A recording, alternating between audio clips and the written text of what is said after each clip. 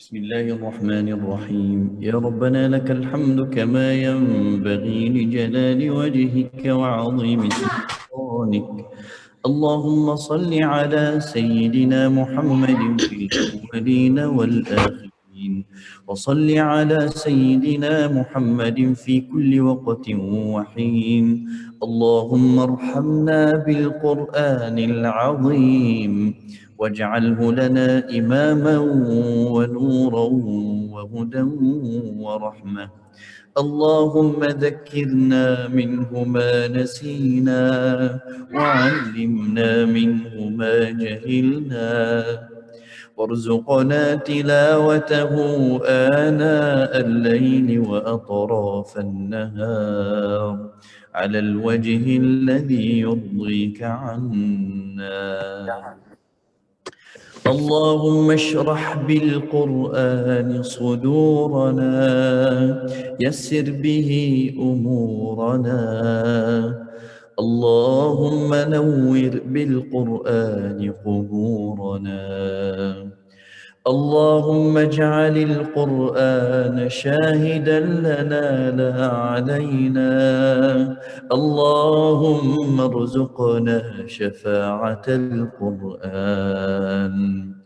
اللهم أدخلنا الجنة بشفاعة القرآن. اللهم لا. جنبنا النيران. اللهم ارزقنا أمي جنة عن الفردوس الأعلى من الجنة يا رب العالمين. اللهم لا تجعل فينا ولا بيننا شقيا ولا محروما.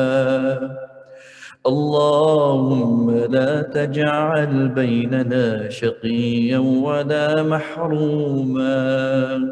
اللهم اغننا بالعلم، وزينا بالحلم، وأكرمنا بالتقوى، وجملنا بالعافية. ربنا دعوناك كما أمرتنا،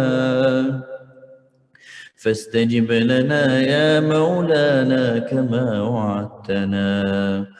اللهم ادفع عنا البلاء والوباء والمصائب والشدائد والمحن ما ظهر منها وما بطن.